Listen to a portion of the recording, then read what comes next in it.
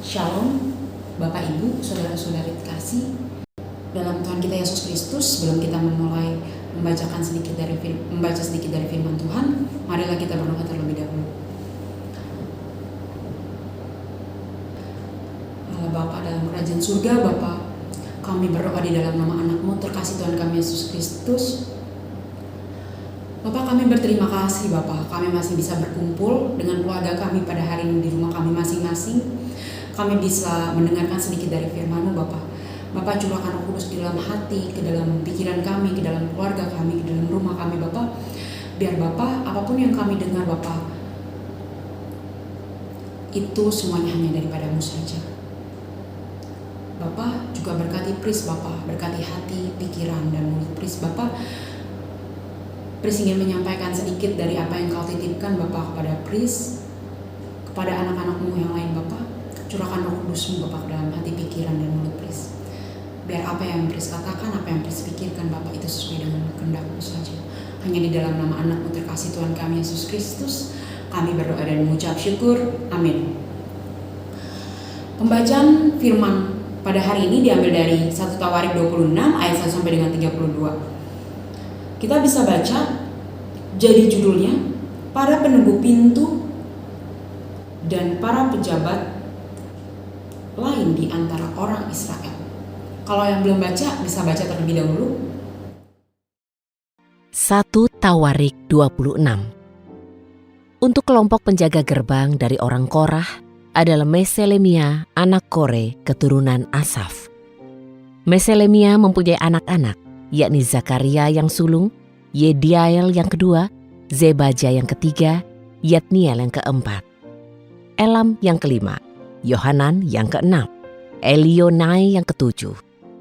Obed-Edom mempunyai anak-anak, yakni Semaya yang sulung, Yozabat yang kedua, Yoah yang ketiga, Sakhar yang keempat, Netaneel yang kelima, Amiel yang keenam, Isakar yang ketujuh, Peuletai yang kedelapan, karena Elohim memberkati dia. Semaya juga mempunyai anak-anak yang memimpin keluarga leluhur mereka, karena mereka adalah para pahlawan yang gagah perkasa. Keturunan Semaya adalah Otni, Refael, dan Obed. Elzabat yang saudara-saudaranya adalah orang-orang yang perkasa, Elihu dan Semakia. Semua ini adalah keturunan Obed-Edom. Mereka anak-anaknya dan saudara-saudaranya adalah orang-orang yang gagah perkasa dengan kekuatan untuk melayani sebanyak 62 orang dari Obed-Edom. Bagi Meselemia ada 18 anak-anak dan saudara-saudara, yakni orang-orang yang gagah perkasa. Juga Hosa dari keturunan Merari mempunyai anak, yaitu Simri, seorang kepala, sekalipun bukan anak sulung, tetapi ayahnya mengangkat ia menjadi kepala. Hilkia yang kedua, Tebalia yang ketiga, Zakaria yang keempat. Semua anak dan saudara-saudara Hosa berjumlah 13 orang. Inilah kelompok para penjaga gerbang sekaligus termasuk kepala orang yang perkasa yang bertugas untuk melayani di Bait Yahwe, sama seperti saudara-saudara mereka.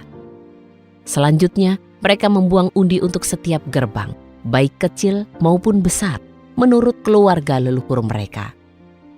Undian pada gerbang timur jatuh pada Selemia, dan mereka membuang undi untuk Zakaria anaknya, seorang penasehat yang bijaksana, dan undiannya keluar untuk gerbang utara. Untuk Obed-Edom, gerbang selatan, dan untuk anak-anaknya, rumah gudak. Untuk Supim dan Hosa, gerbang barat, beserta gerbang Syaleket dekat jalan raya yang menanjak. Penjaga yang satu berdampingan dengan penjaga yang lain. Di sebelah timur setiap hari ada 6 orang Lewi. Di sebelah utara setiap hari ada 4 orang. Di sebelah selatan setiap hari ada 4 orang. Dan di gudang perlengkapan selalu ada 2 orang. Di Parbar di sebelah barat ada 4 orang di jalan raya dan 2 orang di Parbar. Inilah kelompok penjaga pintu dari keturunan Korah dan keturunan Merari. Ahia orang Lewi mengawasi perbendaharaan Bait Elohim dan perbendaharaan perkakas kudus. Anak-anak Ladan, yakni keturunan Gerson dari Ladan, yaitu para kepala leluhur Ladan, orang Gerson, adalah Yehiel. Anak-anak Yehiel adalah Zetam dan Yoel saudaranya yang mengawasi perbendaharaan Bait Yahwe. Dari orang Amram, orang Yizar, orang Hebron, orang Uziel. Maka Sebuel anak Gershom, anak Musa, menjadi kepala pengawas perbendaharaan. Sanak saudaranya melalui Eleazar adalah Rehabia anaknya, dan Yesaya anaknya, dan Yoram anaknya, Zikri anaknya, serta Selomit anaknya. Selomit ini dan saudara-saudaranya mengawasi seluruh perbendaharaan perkakas-perkakas kudus yang telah dikhususkan oleh Raja Daud dan para kepala leluhur selaku para kepala pasukan 1000 dan pasukan 100 dan para panglima tentara. Mereka mempersembahkannya dari hasil perang dan rampasan untuk mengukuhkan Bait Yahwe. Juga semua barang yang Samuel pelihat itu dan Saul anak Kis, Abner anak Ner, dan Yoab anak Zeruya persembahkan. Semuanya di bawah pengawasan Selomit beserta sanak saudaranya. Dari orang Yishar, Kenanya beserta anak-anaknya untuk pekerjaan di luar Israel sebagai pejabat dan hakim.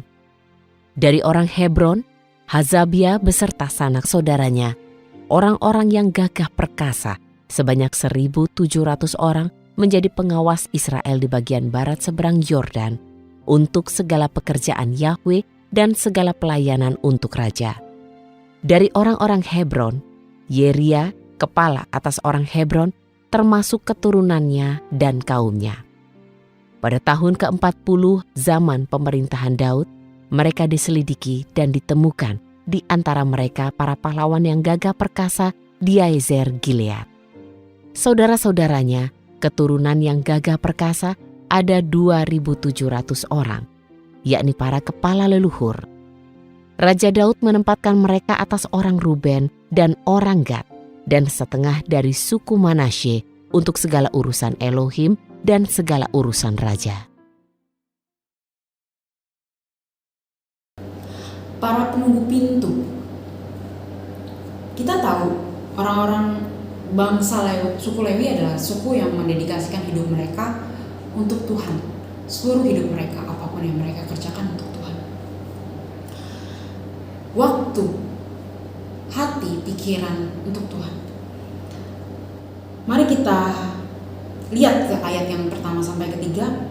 Di sini menceritakan tentang penjaga pintu bait suci yang berasal dari keturunan Korah.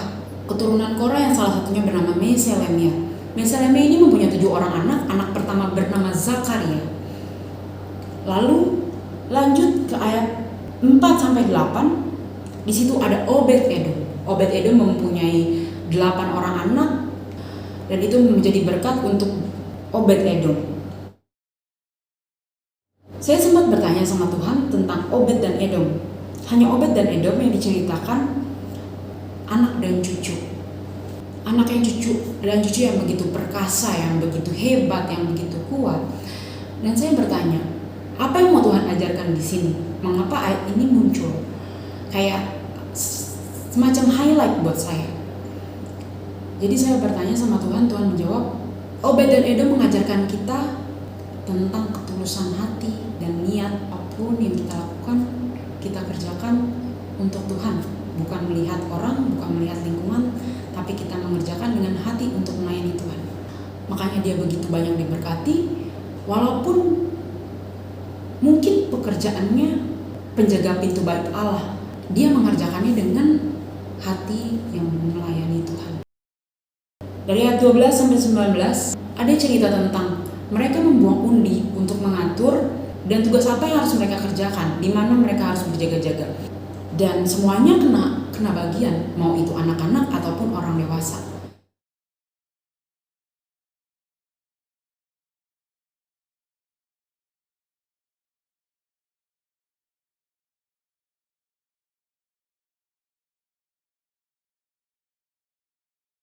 Lanjut ke ayat 20 sampai 32.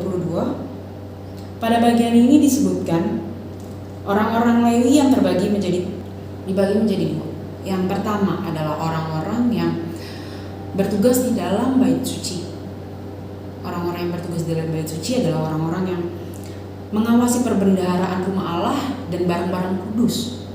Orang yang kedua adalah orang-orang yang bertugas di luar bait suci. Orang-orang yang bertugas di luar bait suci adalah bekerja sebagai pengatur, hakim, dan orang-orang yang membantu segala pekerjaan untuk kepentingan Tuhan dan kepentingan raja. Jadi dibagi menjadi dua. Di sini kita bisa lihat orang Lewi pun dibagi sama Tuhan untuk mengerjakan sesuai porsinya masing-masing, sesuai dengan bagiannya masing-masing. Begitupun kita sama. Nah, Tuhan udah kasih bagiannya masing-masing, Tuhan udah kasih daerahnya masing-masing untuk bekerja. Tinggal kita tanya sama Tuhan, daerah kita di mana dan pekerjaan kita apa yang harus kita kerjain. Walaupun itu hal yang kecil, kita harus tetap kerjain dengan sepenuh hati. Apalagi hal yang besar, lebih harus sepenuh hati. Nah, di ayat 1-32 ini Tuhan menitipkan 2 poin. Poin pertama adalah kita nggak bisa melihat dengan apa yang manusia lihat. Kalau manusia lihat apa yang kita kerjain kecil, lalu kadang-kadang kita, kalau kerjain pekerjaan yang kecil kayak gitu sih, pasti akan diremehkan orang. Pasti itu akan diremehkan orang. Tapi selama kita ingin melakukannya, ingin mengerjakannya bukan untuk dilihat orang, bukan untuk dipuja-puja orang, bukan untuk manusia, tapi untuk melayani Tuhan, pekerjaan sekecil apapun akan tetap kita kerjain dengan sepenuh hati. Jangan membeda-bedakan pekerjaan kecil atau pekerjaan besar. Itu poin pertama yang Tuhan kasih sama saya. Karena semua Tuhan kasih sesuai porsinya masing-masing dan itu sama takarannya di mata Tuhan. Kalau kita mengerjakannya dengan baik ya. Dan poin kedua adalah ketulusan hati, di mana kita ketika mengerjakan sesuatu itu kita melakukannya dengan hati yang tulus, pikiran yang untuk aku mengerjakan ini untuk melayani Tuhan, bukan untuk melayani diri aku, bukan untuk melayani manusia. Nah, itu 2 poin yang Tuhan titipin sama aku. Jadi saya pernah melayani dan saya merasa ini pekerjaan kecil. Saya meremehkan karena orang menganggapnya itu kecil. Tapi Tuhan ngajarin saya, kalau kamu mengerjakan dengan sepenuh hati, apapun itu, sekecil apapun itu, kamu akan diberkatin kok. Nggak ada ruginya kamu ngerjain itu. Jangan kamu punya pikiran, kamu mengerjakan sesuatu, hal yang kecil atau hal yang besar, itu untuk orang, untuk diri kamu, untuk dilihat orang. Tapi kamu mengerjakan itu please untuk Tuhan. Kamu melayani orang untuk Tuhan. Kamu mau melayani orang walaupun orang itu nggak suka sama aku atau kita ribet banget melayani dia. Kita jangan melihat itunya, tapi kita melihat saya melakukan ini karena saya ingin melayani Tuhan. Lalu ada satu cerita lagi dari mama saya. Cerita ini diceritain ketika saya SD kayaknya. Saya agak mendengar mama saya bercerita sama papa. Jadi mama saya pernah bekerja di salah satu PT semen yang besar. Di PT itu mama saya bekerja sebagai ekspor, bagian ekspor, mengirim barang semen-semen ke luar negeri. Dan mama mempunyai salah satu atasan yang emang menekan dia sedemikian rupa hingga semua pekerjaan yang mama lakukan sebenarnya tidak sesuai dengan gaji dan tidak sesuai dengan apa yang harusnya mama lakukan. Jadi itu harusnya pekerjaan atasannya malah dibebanin ke mama saya. Di situ mama cerita ke papa saya dan papa saya bilang, kenapa kamu mau disuruh bekerja seperti itu? Aturannya kamu minta naik gaji atau kamu gak usah kerjain aja sekalian. Tapi di sini yang membuat saya agak tersentuh, mama bilang, saya ngerjain pekerjaan apapun yang saya kerjain di kantor maupun di rumah itu bukan untuk mereka. Biarin mereka mau memperbudak saya seperti apa, tapi saya mengerjakannya itu untuk Tuhan. Saya mau melayani Tuhan dengan cara seperti ini. Dan Tuhan akan melihat kok. Gak mungkin Tuhan biarin anaknya lama-lama dibuat seperti ini terus. Tuhan juga akan ngasih yang memang harus haknya yang mama saya dapatkan, Tuhan akan kasih gitu loh. Mama saya percaya hal itu. Dan mama sampai hari ini juga mengajarkan hal itu sama saya. Dengan cara dia bercerita, apapun yang dia kerjakan sama temannya, sama orang, di kantor, di rumah, sama keluarga, dia melakukan semua hal itu untuk Tuhan, untuk melayani Tuhan. Dia nggak lihat orangnya. Ini orang pernah nyakitin saya. Kalau kita memang mengerjakan sesuatu dan kita dicurangi atau kita dijahati orang, Tuhan yang akan melindungi kita sendiri.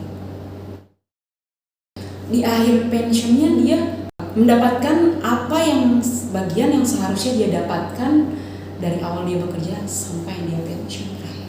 Bisa mendapatkan haknya kembali. Tuhan melindungi mama saya sedemikian rupa. Dan saya percaya, walaupun kita bertugas sebagai anak, sebagai ibu dalam rumah tangga, atau sebagai ayah, kepala keluarga, kalau kita ingin mengerjakan sesuatu dengan mindset, dengan pikiran, dengan hati yang mau melayani Tuhan dengan tulus, nggak ada ruginya, walaupun itu pekerjaannya sekecil apapun. Jadi sekarang kita tinggal minta sama Tuhan. Tuhan, pekerjaan apa yang saya harus kerjakan untuk Tuhan? Tuhan, saya mau mengerjakan hal ini. Saya ada pekerjaan di kantor, Tuhan buat hati saya bekerja di kantor. Pikiran saya ingin melakukan pekerjaan ini untuk melayani Tuhan. Bukan untuk bos saya, bukan untuk saya, bukan untuk dilihat orang, tapi untuk Tuhan. Pertama, kita nggak boleh ngeremehin tugas kecil ataupun besar yang Tuhan kasih sama kita. Di pekerjaan kita pun, tugas kecil atau besar, di sekolah tugas kecil atau besar, tetap harus kita kerjain dengan sepenuh hati, dengan pikiran untuk, oh aku ngerjain ini untuk melayani Tuhan, bukan untuk guru aku, bukan untuk diri aku, bukan untuk mama aku, tapi aku ngerjain ini untuk Tuhan. Itu akan membuat kelegaan di dalam diri kita sendiri, dan Tuhan juga senang. Dan itu nggak ada ruginya, nggak ada ruginya kita melakukan hal seperti itu.